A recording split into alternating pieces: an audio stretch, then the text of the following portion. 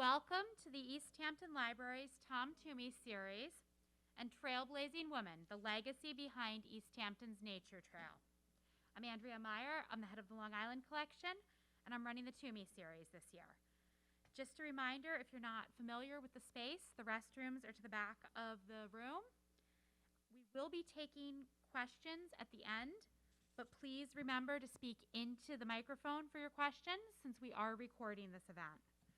Julie Sakellariadis, our speaker today, joined the Garden Club of East Hampton in 2010 and served as a president from 2018 to 2021. She's also a longtime member of the Board of Trustees of the New York Botanical Garden, and she's absolutely amazing. So without further ado, I'm just going to let her start. Thank you. Thank you so much, Andrea, and welcome. So you can interrupt me with a question as we go along because it won't rattle me. Oh, for the recording, don't. All right, we're going to go straight through. All right, so in the presentation today, the photos are mine and not the rest. I pirated things from the internet. But who doesn't know the Nature Trail? We all enter on David's Lane, and it's an important part of all of our lives here in East Hampton. It has an amazing history that goes back a very long time. But just some facts to start with. It runs from Fithian to David's Lane, just west of Egypt, and it's bisected by Hunting Lane. It was originally designed and built by the Garden Club of East Hampton around 1936 to 42, and it opened to the public in 1942. The land was gifted to the village in 3 parcels going up to about 1951, and today it's managed jointly by the Garden Club of East Hampton, the LVIS, and the Village of East Hampton. And my partner in crime is sitting in the front row, Diane Benson. So to tell this story, I like to start with a woman named Anna Murray Vail, who was descended from a prominent New York family. She had many connections to the old Dutch families, the Van Rensselaers and the Van Cortlands, but her father died when she was a child. Despite that, her mother gave her a very good education, and then most likely she taught herself to become a very accomplished botanist. She was a member of the Torrey Botanical Society, and she worked at Columbia University with Nathaniel Lord Britton, the founding co-chair of the New York Botanical Garden. Nathaniel Lord Britton's wife, Elizabeth Gertrude Knight Britton, will appear a little bit later in the presentation, and they're considered the co-founders, and many of us on the board of NYBG feel that she was the real fundraiser in the group. In any case, Anna Murray Vail became the first librarian at NYBG and served in that role from 1900 to 1907. She was a summer visitor to East Hampton. I couldn't figure out how in the world she was coming out here. And thank you, East Hampton Star Archives, because it turns out her mother took rooms in East Hampton in the 1890s, and her sister married an artist named George Dirth, who had a studio all through the 1890s just north of Hook Mill. So she would come out here, and she references in her book, her essay about the Nature Trail, spending 3 summers here, and she would stay for about a month. So she knew the area well, and of course she botanized. She was a formidable botanist. On the left is a specimen that she, from her herbarium, which she donated to the New York Botanical Garden. It included about 3,000 pressed specimens collected from around the Northeast. And this one, I wish the picture were a little bit better, but it's Aquilegia vulgaris, or the common columbine, which actually isn't native to the U.S. She collected it in Tannersville, New York. So she would have been, she never married, she would have been pretty enterprising because she was going all over collecting, pressing, mounting, and creating her own herbarium, which many amateurs did at the time, in the course of which they became darn good botanists. She was a bibliophile. She called herself a librarian, but for the New York Botanical Garden, she collected some of the most significant works in that library dating back to the early years when they were well funded by J.B. Morgan.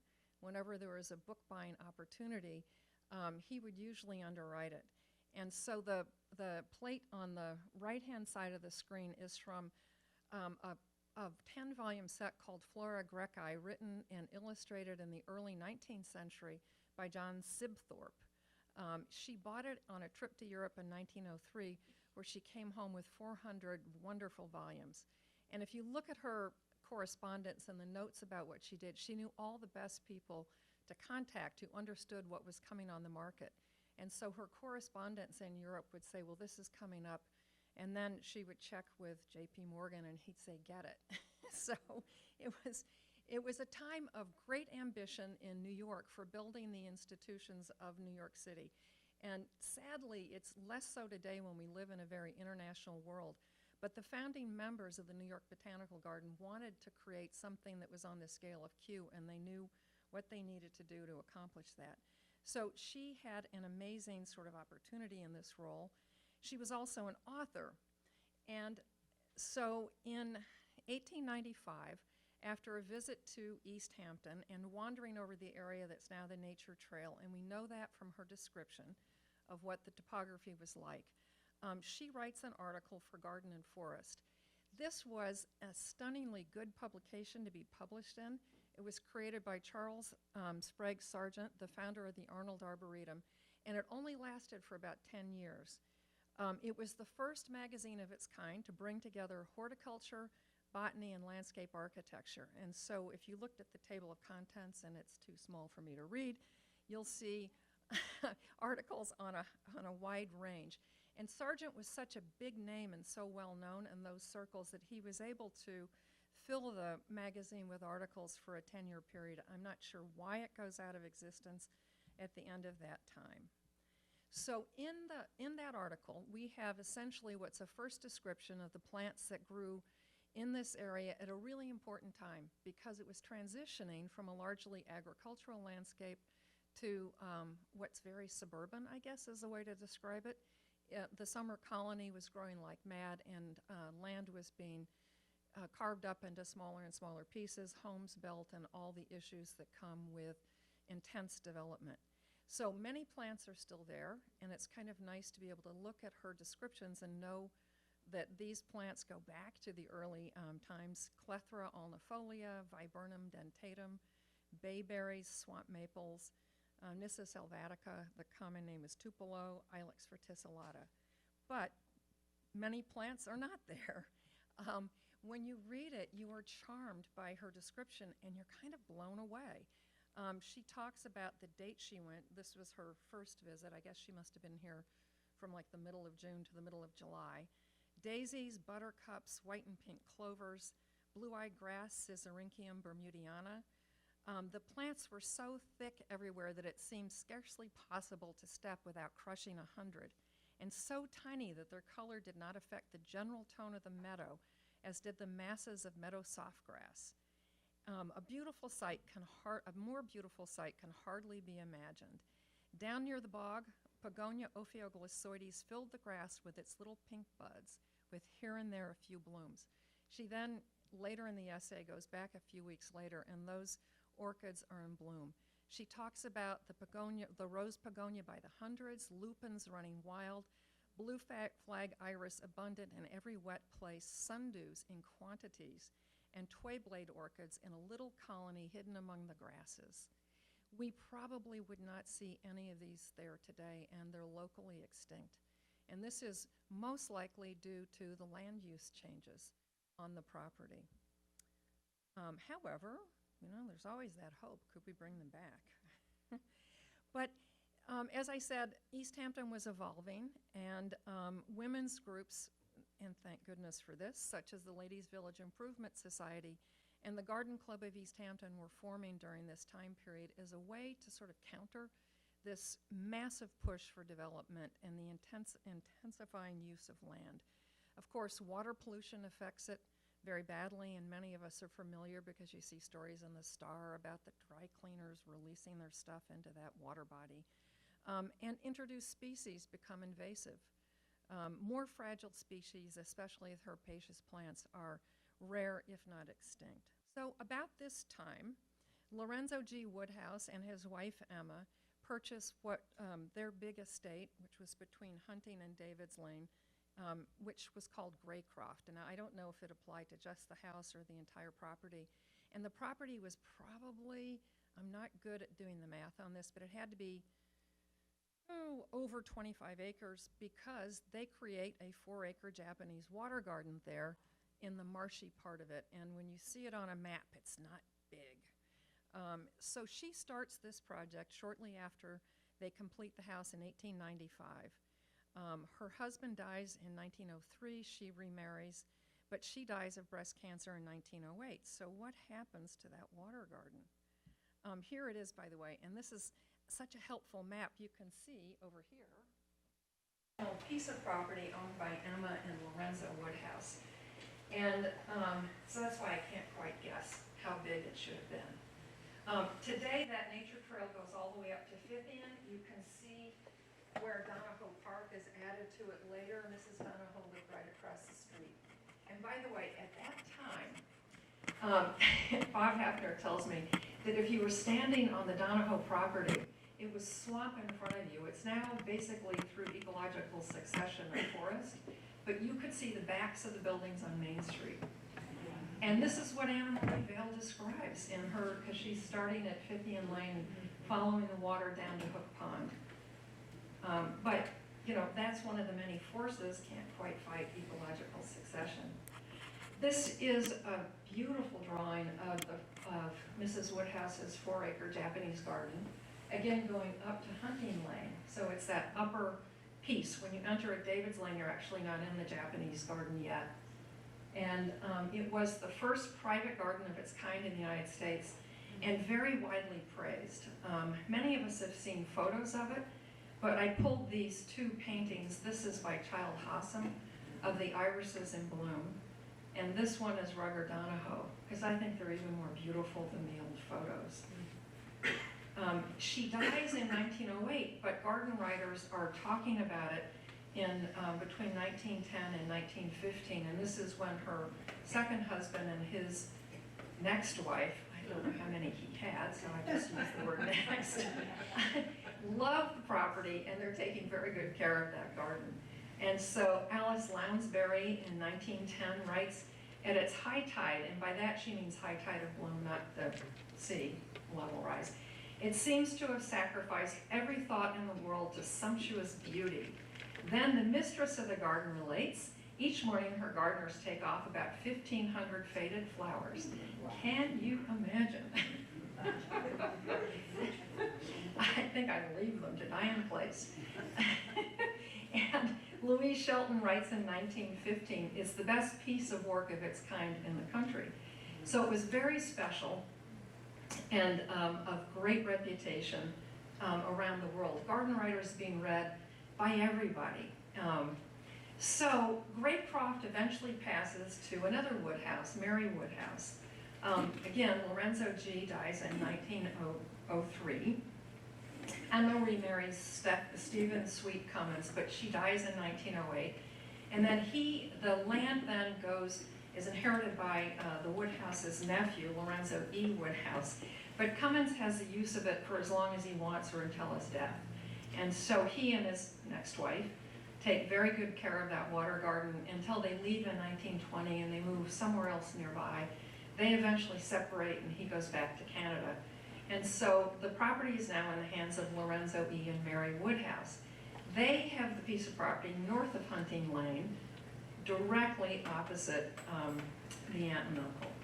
And so now Mrs. Woodhouse, Mary, the formidable Mary, she's taking care of this huge, major piece of property in East Hampton. I love this photo of her because she is, of course, the great patron of all the arts in East Hampton, and here she is at the Clothesline Art Sale later in life. But the Woodhouse legacy is really well known and understood. She was the founding president of the Garden Club of East Hampton in 1914. She and her husband founded the East Hampton Library. They underwrite the renovation of Clinton Academy roughly to what we know it to be today, and they found the East Hampton Historical Society in 1921. In 1930, they underwrite Guildhall, and then down in Florida, and this is an important piece of the story, they found the Society of the Four Arts, which is basically Guildhall, the East Hampton Library, and a garden club combined. If you're ever down there, go visit it. It's an incredible property. So she's a past president of it, but they found it in 1934. It becomes her life's work, and she gets more and more engaged with life in Palm Beach. So the Nature Trail opens officially in 1942. She still owns the property up here, but she's beginning to come less and less. Her granddaughter, who's still alive, tells me that her husband's health started to fail about 1925, so he doesn't die until 1935, but they're beginning to be in Florida more and more, and she's trying to manage these massive properties by herself this whole time, and she has pretty extensive gardens. Plus, she's got the Japanese water garden, which is very well known in town, and which becomes a tradition that one opens that to the public when the irises are blooming and it's at its peak. So she continues those traditions. But before we go on with the story, we have to talk about why a nature trail for East Hampton. And so to understand this story, I want to take you back to the co-founder of the New York Botanical Garden on the left, Elizabeth Gertrude Knight Britton, a very, very accomplished botanist and who studied mosses. She becomes so concerned with the decimation of wildflower populations around the country that she founds the Wildflower Preservation Society in 1901. And to give you an idea of why this was important, on the grounds of the New York Botanical Garden, about 250 acres, is a 40-acre old-growth forest. By the time she founds the Wildlife Preservation Society, crowds have come up in the springtime and have so stripped it of its spring wildflowers that they don't exist any longer to this day. And you can see pictures of school groups leaving with each of these kids with a wildflower in hand. In addition, it was such a thing to go see wildflowers that the railroad companies would advertise trips where they put lots and lots of people on the railroad cars. They'd take you to a place with wildflowers. People would get off and cut them and take them home. I didn't see in the photos anybody with a jar of water. So this was just a really fun expedition, and what they got out of it, I don't know. But it was going on across the U.S., and it was becoming a crisis. And she was a doer, and so she founds the Wildlife Preservation Society to fight this. And she sets it up on the model of the Audubon Society, opening chapters in every state, they'll open it up. And I think it doesn't exist today. It was thriving for a very long time. It eventually gets, unfortunately, I hate to say this about the men in the room, but when she was unable to attend a meeting in the early 20s, I think it was in Cleveland, Ohio, a man, a botanist, took it over because he felt that it should be more centralized and more scientific, and he failed at the mission because it doesn't exist any longer. However, about the same period, a woman named Elizabeth Martin becomes the founding president of the Garden Club of America, so in 1913. And this is, again, part of this whole movement to preserve nature. So in the founding mission statement of the Garden Club of America is aid in the protection of native plants and birds. And conservation, indeed, is one of its most important missions. And it was so from the beginning. So there is a backdrop before the Nature Trail even becomes envisioned by Mrs. Lockwood, by Mary Lockwood, of understanding these issues and their importance. In addition, I do want everybody to know that the true founders of the field of ecology are women. Because women, instead of just the men, wanted to go out and collect everything, press it, and put it in a herbarium. And they started saying we need to know how to grow these things, because if we're going to save wildflowers, we should be creating living landscapes that preserve these. But you can't just dig up a rose begonia and throw it in your backyard. You have to know where it grows and what its needs are with soil and climate, etc. So they pioneer the use of ecological principles in garden design. Their book, American Plants for American Gardens, is published in 1929, funded by the Garden Club of America. And after World War II, it goes out of print. And then in the 60s, a friend of mine, I love to say he's a friend, Darrell Morrison, is a young student of landscape architecture and discovers the book in an old bookstore in Washington, D.C. And he's been pointed in the direction of this book by some of his professors. He ends up as the dean of the School of landscape architecture at the University of Georgia, and he reissues it, and you can buy it from Amazon to this day with a wonderful foreword written by Darrell. Now, Darrell is known as the landscape architect, one of the many landscape architects and people who bring the native plant movement back in a very important way into how we garden today. And he's utterly charming and a great source. For a while after World War II ends, this concept is lost. And it starts to come back in the 60s and 70s.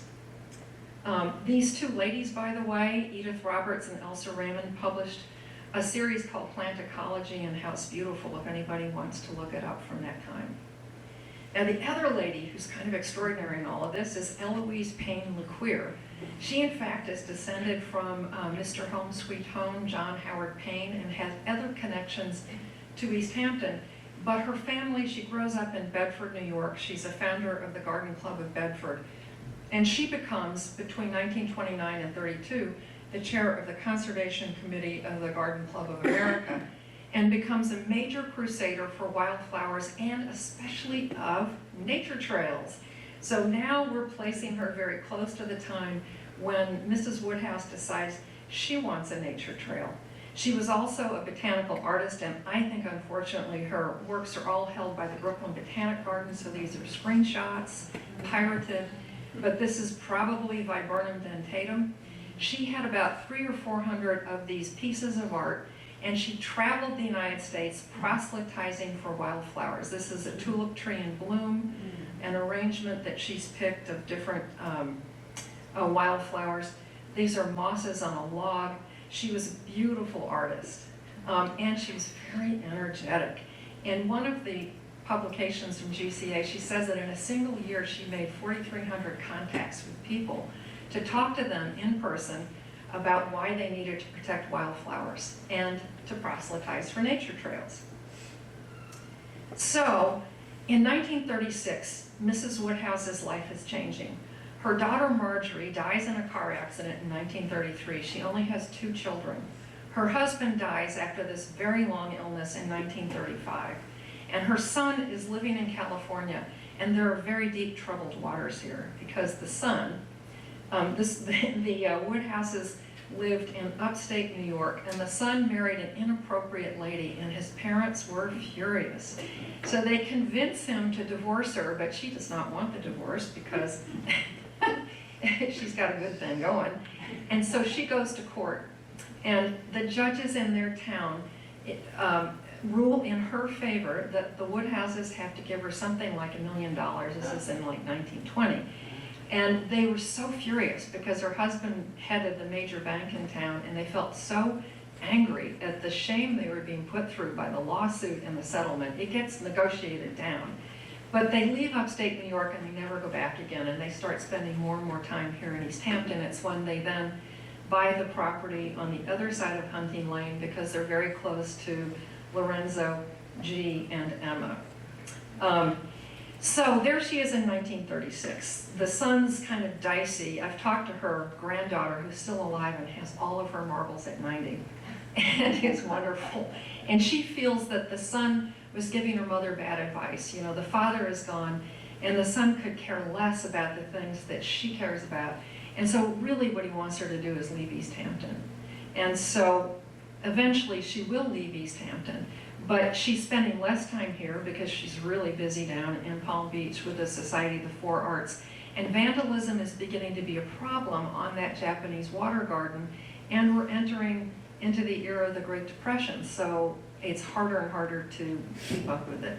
And so I think this was probably one of the major reasons. She's about 70 at this time. This, by the way, is a photo of her garden, which couldn't be more unlike the nature trail. She loved formal gardens. And Marjorie, in some of the literature that was done on the celebration of the nature trail that the Patrikoffs underwrote, Phyllis talks about swimming in this pond right here, she and her brother. So, you know, the nature trail idea isn't in her DNA in a way, but it's very much in the world in which she moves. And she's looking for a way to leave a gift to East Hampton that she feels will be appropriate and needed. So along comes Elizabeth Edwards Lockwood, who was another founding member of the Garden Club of East Hampton and served as president of the Garden Club of America from 1929 to 1932. She steps down from her lofty position, and she then re-engages out here in East Hampton. And so she says, I will chair the Nature Trail Committee. She and Mrs. And Mary Woodhouse become very close. And so together, the two of them hatch this. And so Mrs. Lockwood is the sort of founding chair of the committee, and she holds that position for a very long time. She came here originally in 1907. They lived on Pudding Hill Lane in Ivy Cottage, which I think is still there. And she leads that project for almost a decade. She also, by the way, was the chair of the LVIS Tree Committee.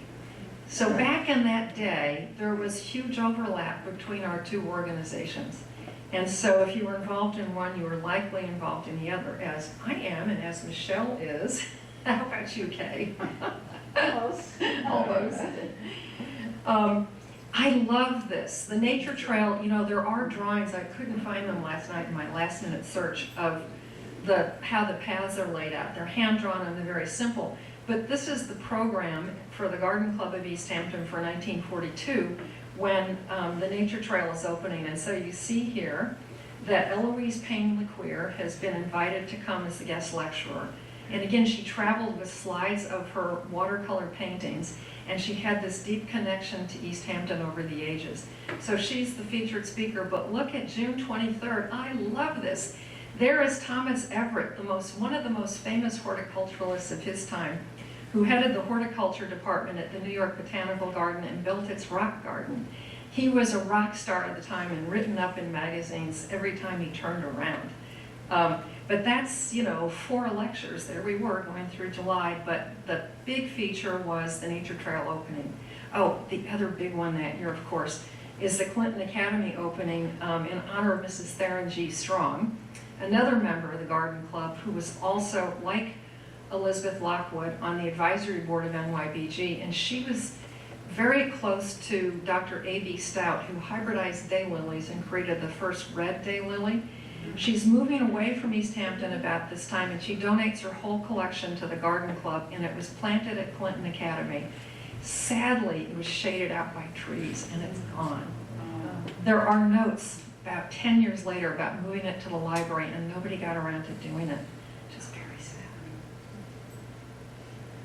All right, so Mrs. Lockwood is getting older, and, Mrs.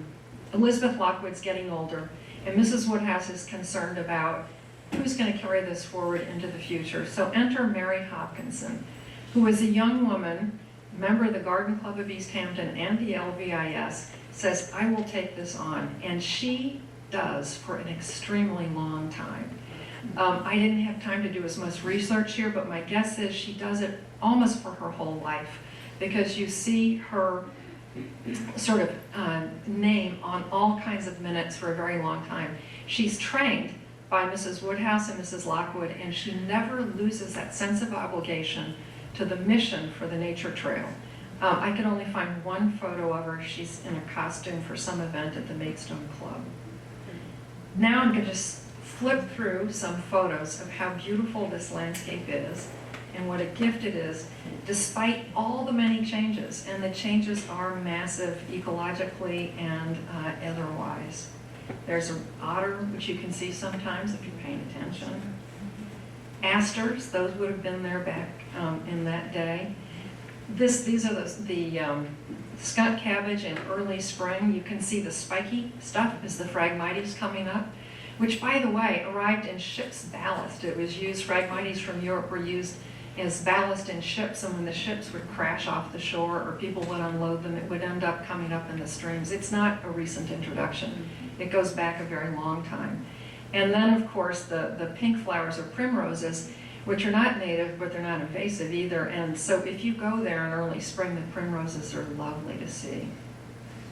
And then just more, you can see the skunk cabbage, which is native, going way back in this very marshy area. Now, today, I put this slide in, and I believe it's my last slide, because we have a really important partner taking care of the nature trail, and that's Jim Grimes, who's in the center of this photo. It is what colleges today would call a novel ecosystem, because so much of it are plants that weren't there in the Anna Murray Vail era, and you can't get rid of them. It's not just that it's a wetland, it's just so extensive and the root systems are so terrible. There are people who've tried ecological restoration, and the only way to do it is with massive amounts of money and a lot of labor over a very long period of time.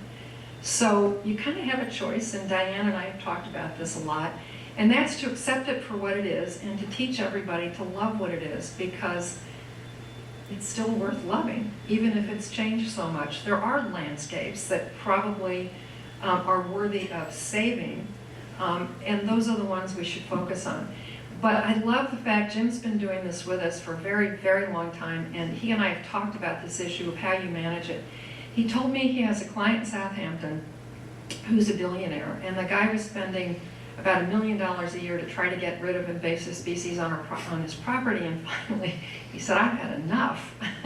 And so he called Jim and said, "What do you think?" And Jim said, "Yeah, you're crazy. You aren't going to get rid of Phragmites and all these other, other invasive species that are popping up, but you can beat it back from the edges so that at least the edges of your property are going to have some of the vegetation that is native and represents what has always been here." So Jim told me that he charges the guy about $150,000 a year, and that's what they do. There was an era, and think of that, right? I mean, the Nature Trail, that would be an insane amount to spend. The Nature Trail is sections of it, especially along Hunting Lane. You destroy so much if you try to take out what's there. We don't know. Maybe there's a solution in the future that we can do this more cost effectively, but I've seen pictures from around the world. There's a woman named Emma Maris who writes about if we teach our children to use words like invasive, we're going to teach them to hate what they see. So let's just teach them to love what's there. She has a really good point. Now, I also believe we should try to save the native plants and all of the rest, but somewhere in between is the right answer. I think we have a really good balance now on how we manage the nature trail. So that, I guess, is it. And if anybody has questions, please use the microphone.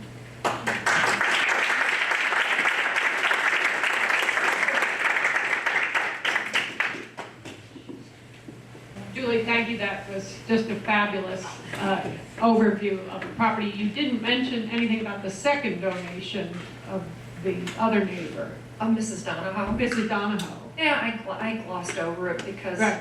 I mean, she gave that after her husband died, and she says when she gave it to the village that they could sort of use it any way she wanted, but she gave it because her husband so loved the view across that swampy meadow. And again, we won't see what he saw. I know from Bob Hefner that he painted it, but I couldn't find it online to show you. But again, you have all these forces at work, some of which are just simply ecological succession, others are the arrival of invasive species, others are the arrival of people and the intensification of land use and everything that goes with it. But basically, you told us today then that we have this incredible resource in our village because of two women who Yes. donated property way back when, and then women who continued Yes. and managed it Yeah. until today.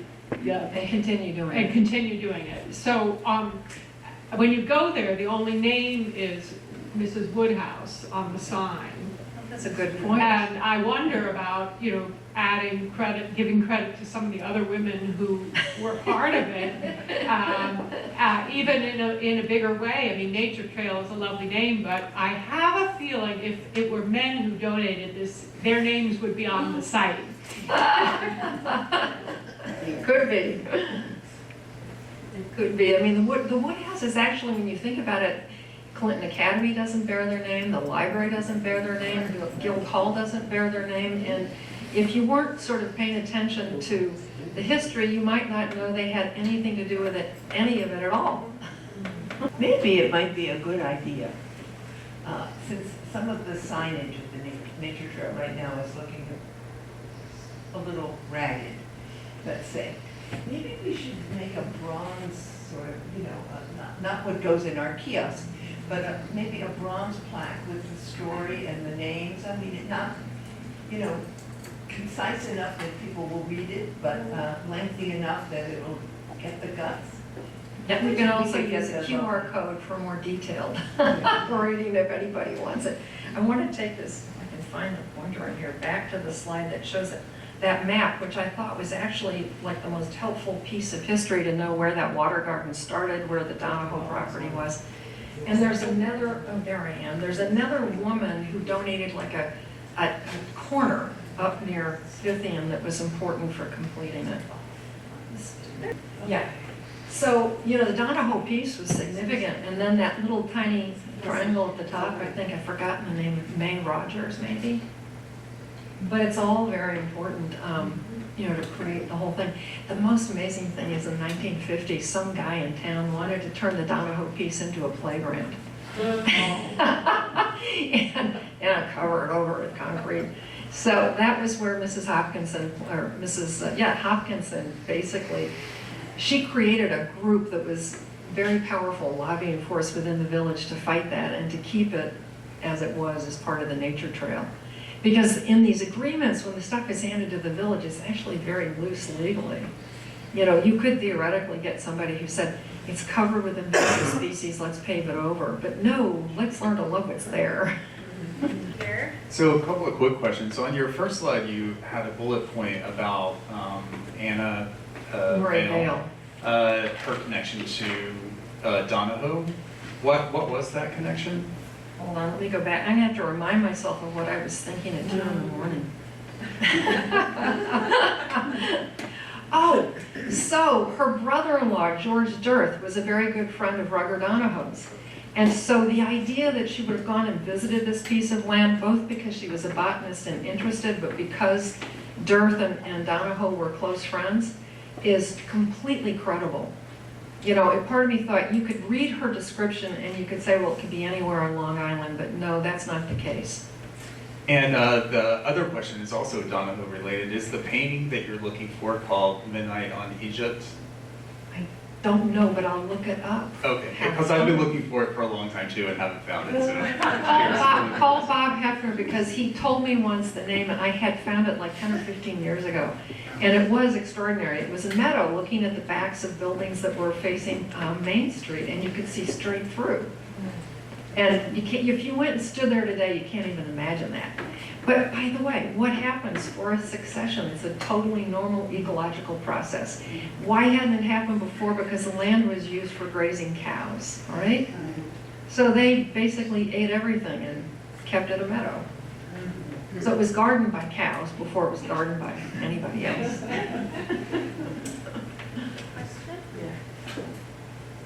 I have a question. Is this on? Yeah, just speak closer. I have a question, Yeah, there you go. and I also want to share a story if I may.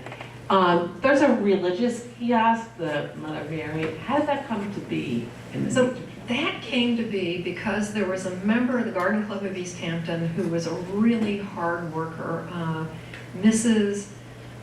Get the Chester something. And her husband also helped. He did a lot. He was a lawyer who helped on a lot of the legal work, trying to figure out. Mrs. Woodhouse wanted to give the land to the Garden Club, which wasn't even incorporated. And you can't do that. You have to give it to either an individual or an incorporated entity. So there was a lot of legal work back and forth, and he did a lot of the legal work, and she did a lot of the labor. So somebody along the way, to thank them, put up the shrine to St. Francis. And it's there in the Garden Club of East Hampton minutes. And then there are all the minutes. Mrs. Hopkinson really cared when it's vandalized.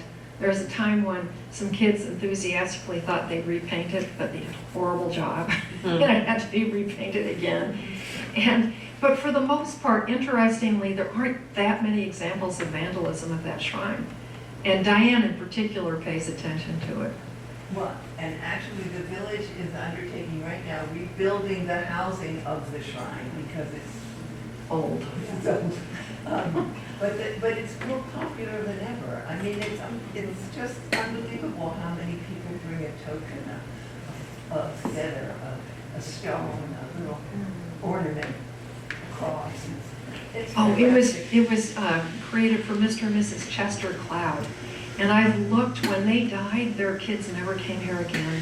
And so the association with East Hampton ends. And that's probably why we don't know the story, because you'd have to go back and look at these old notes, which somebody like me might do, but I had to read. It wasn't like I could do a word search and find it.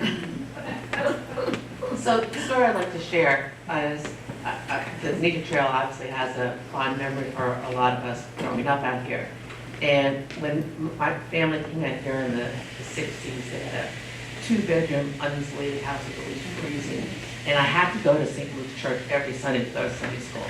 Not a thing I really wanted to do.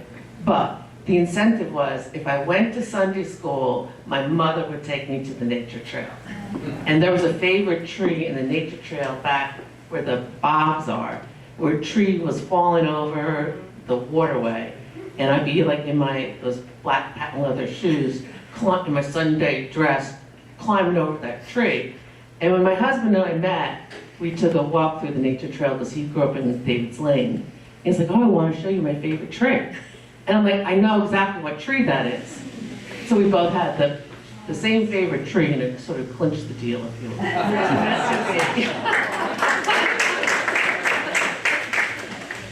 Hi, I wanted to ask if you knew specifically what made the Japanese water garden Japanese, and if there were Japanese species that had been introduced, and then what happened to them. Okay, so this is a cool part of the story, and I talked to Phyllis Paulsgrove, the granddaughter, who's still alive.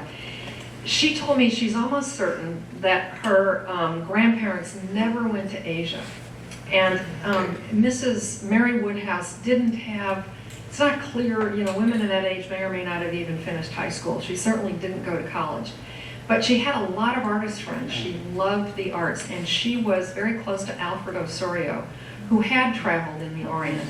And she became so fascinated by it that Phyllis's memory of the house in Palm Beach is that it was filled with Asian antiques. New York City was one of the epicenters if you wanted to collect Asian antiques at the turn of the century. And Mrs. Woodhouse had a Chinese garden down in Palm Beach. Not sure if it's still there, because of course the house is sold. It might be, but it was written about a lot. So she had this, this is Mary, right? It's not Emma. She had this obsession with Asia. But that obsession with Asia and everything Orient would have affected Emma Woodhouse. And I believe probably at international flower shows and the like, they would have seen these gardens. And she had, there are lists of the irises she planted. They came from Japan. She was the first person in America to plant them. And there was a nurseryman in downtown New York who collected all this stuff. He had deep roots to Asia and to Japan in particular, and so he's able to import these.